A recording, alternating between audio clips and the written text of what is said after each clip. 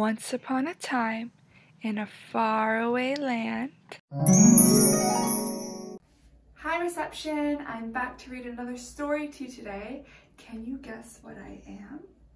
I live in a castle, and I have a crown, and I always like to wear pretty dresses. What am I?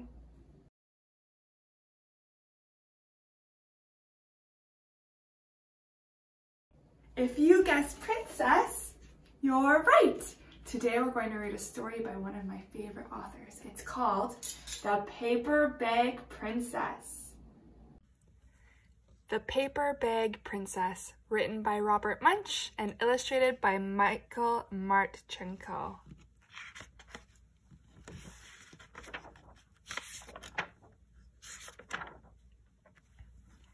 Elizabeth was a beautiful princess.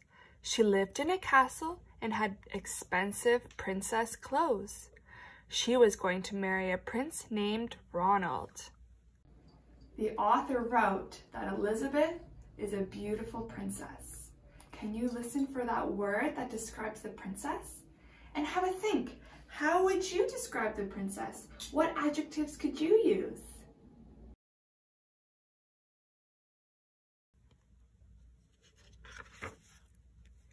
Unfortunately, a dragon smashed her castle, burned all her clothes with his fiery breath, and carried off Prince Ronald.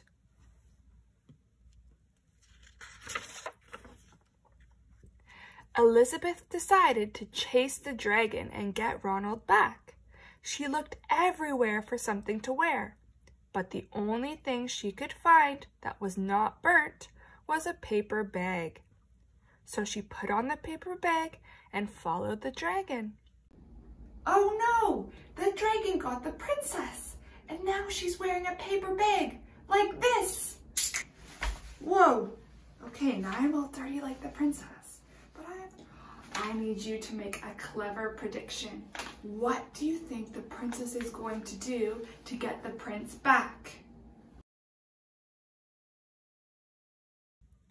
He was easy to follow because he left a trail of burnt forests and horses' bones. Finally, Elizabeth came to a cave with a large door that had a huge knocker on it. In the text, the author said what the setting is, and I want you to listen for it. Finally, Elizabeth came to a cave with a large door. So where does the dragon live? She took hold of the knocker and banged on the door. The dragon stuck his nose out of the door and said, "Well, a princess. I love to eat princesses, but I have already eaten a whole castle today. I am a very busy dragon. Come back tomorrow." He slammed the door so fast that Elizabeth almost got her nose caught.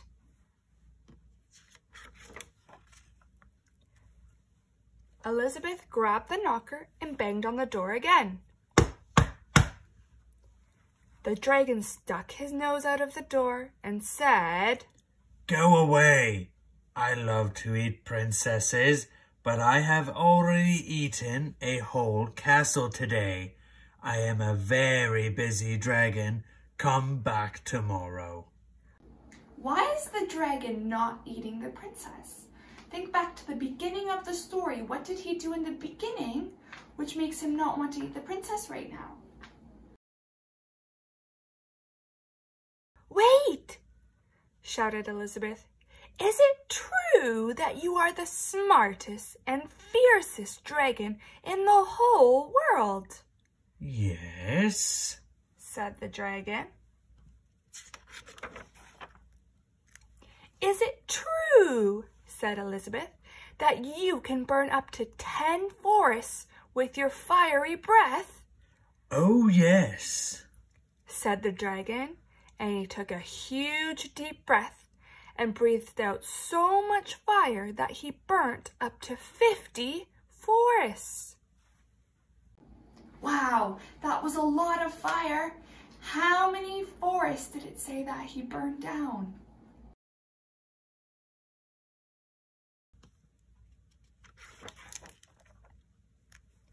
Fantastic, said Elizabeth.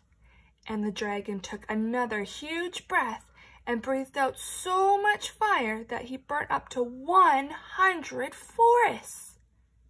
Magnificent, said Elizabeth, and the dragon took another huge breath, but this time nothing came out.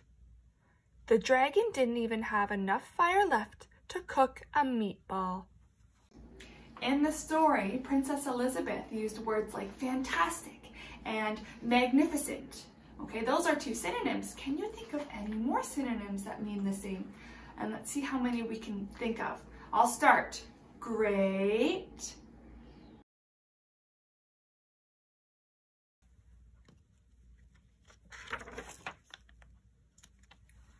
Elizabeth said, "Dragon, is it true that you can fly around the world in just 10 seconds?" Why, yes, said the dragon, and jumped up and flew all the way around the world in just 10 seconds. What happens when someone does a lot of exercise? How do you feel after doing a lot of exercise? So what do you think is going to happen next after the dragon does so much exercise? He was very tired when he got back, but Elizabeth shouted, "Fantastic! Do it again!"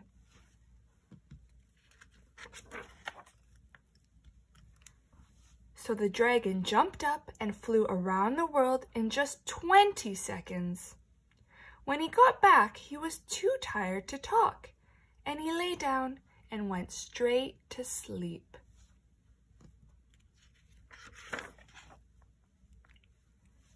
Elizabeth whispered very softly, "Hey, dragon." The dragon didn't move at all. She lifted up the dragon's ear and put her head right inside. She shouted as loud as she could, "Hey, dragon!" The dragon was so tired he didn't even move. It looks like the princess's plan was to get the dragon asleep. What do you think she's going to do next? What do you predict is the next part of her plan?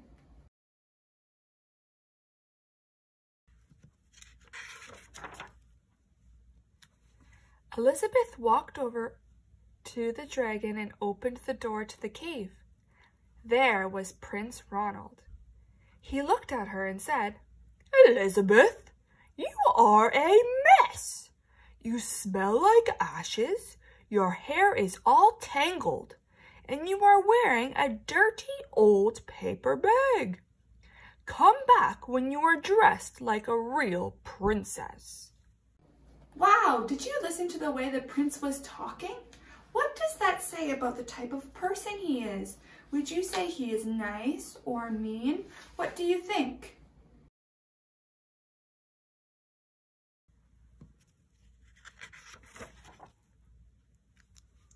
"Ronald," said Elizabeth, "your clothes are really pretty, and your hair is very neat.